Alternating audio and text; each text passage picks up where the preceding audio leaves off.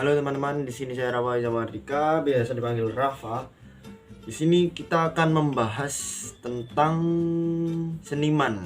Seniman lukis tentunya berpengaruh di abad ke-20. Meski karya-karyanya tidak hanya lukisan, tapi seniman ini paling dikenal sebagai pelukis. Dia membuat banyak inovasi dalam dunia seni hingga dikenal sampai sekarang. Karya-karyanya ada seperti ini. Nah, seniman tersebut bernama Pablo Picasso. Pablo Picasso adalah seniman lukis paling berpengaruh dari abad ke-20. Meski karya-karyanya tidak hanya lukisan, Pablo Picasso paling dikenal sebagai pelukis. Dia membuat banyak inovasi dalam dunia seni hingga dikenal sampai sekarang.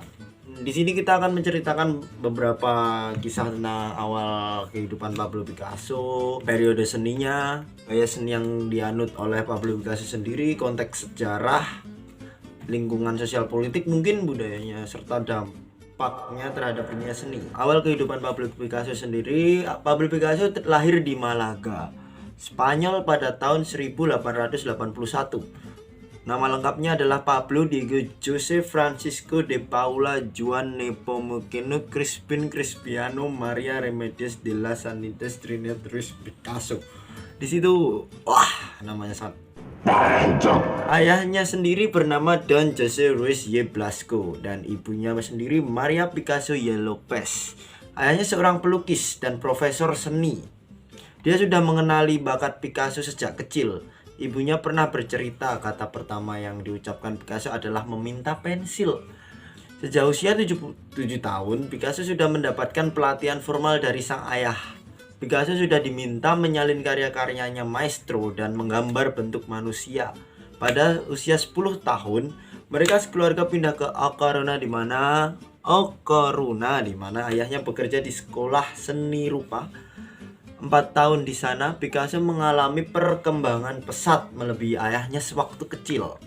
Kemudian, mereka pindah ke Barcelona karena adik Picasso meninggal akibat penyakit difteri. Mulai dari situlah Picasso mengikuti kelas lanjutan. Saat berusia 16 tahun, Picasso dikirim ke sekolah seni ternama di Madrid, Royal Academy of San Fernando, nama sekolahnya. Namun ternyata Picasso tidak senang dengan formalitas sekolah seni. Dia memilih tak ikut dalam kelas-kelas di sekolah itu. Pendidikan dari ayahnya sangat berpengaruh pada teknik realisme Picasso. Mengenal simbolisme, Picasso terdorong mengembangkan modernisme dan pindah ke Paris, Prancis. Prancis tak serta-merta membuatnya terkenal. Justru dia mengalami masa seniman kelaparan. Dia bersama temannya penyair namanya Max Jacob bernama Max Jacob, tinggal di apartemen dan merasakan kemiskinan, bahkan sampai membakar karya sendiri untuk menghangatkan badan. Picasso sempat kembali ke Spanyol bersama temannya Casagemas dan memilih bekerja sebagai editor seni untuk jurnal baru Arte Joven. Casagemas kemudian kembali ke Prancis dan dikabarkan bunuh diri. Hal ini membuat Picasso berduka dan mengekspresikannya pada lukisan. Masa ini dikenal sebagai periode biru dari Picasso. Dia menghasilkan lukisan 2 potret tentang kematian Casagemas. Tahun 1904, Picasso memutuskan tinggal permanen di Prancis dan menghabiskan besar masa dewasanya di sana.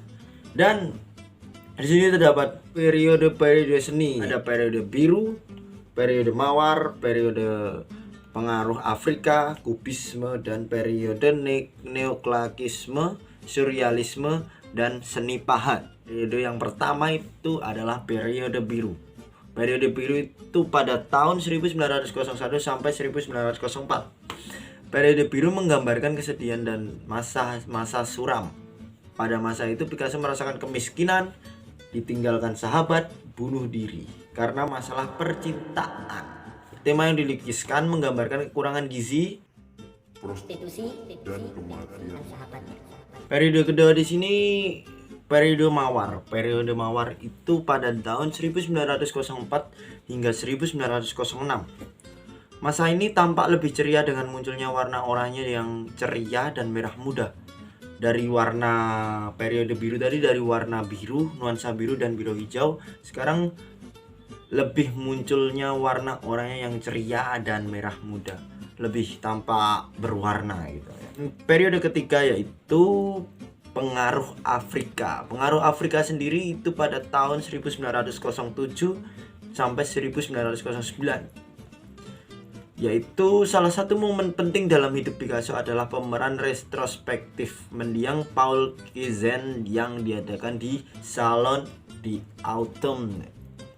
Dari pameran itu, Picasso menemukan model penyaring hal-hal esensial dari alam untuk mencapai permukaan kohesif. Periode keempat yaitu periode Kubisme. Kubisme itu pada tanggal 1909 hingga 1919. Ini 10 tahun sendiri. Di periode ini Pablo Picasso bersama Georges Braque adalah aktor dari gerakan Kubisme yang tak hanya mengubah wajah seni lukis, tetapi seni secara menyeluruh seperti seni pahat, arsitektur, sastra, bahkan musik. Kubisme adalah perpaduan berbagai pengaruh mulai dari Paul Cézanne, Vincent van Gogh hingga seni-seni kuno. Periode kelima yaitu periode neoklasikisme, surrealisme, dan seni pahat. Picasso melakukan perjalanannya ke Italia pada tahun 1917 dan memulai periode penghormatan terhadap neoklasik. Dia keluar dari modernisme ekstrim dan menggabungkan dengan gaya surrealisme seperti pada karya Guernica. Itu pada tahun 1937. Sampai pada akhir kehidupan Picasso. Pablo Picasso sendiri meninggal pada usia 91 tahun di bulan April 1973. Dia telah menjadi salah satu seniman tersukses di sepanjang masa. Selama hidup, dia telah menciptakan lebih dari 20.000 lukisan, gambar, patung, keramik, dan benda lain seperti kostum. Di sini saya Rabai sama Ardika mungkin sampai sekian menjelaskan tentang Pablo Picasso. Terima kasih dan sampai jumpa.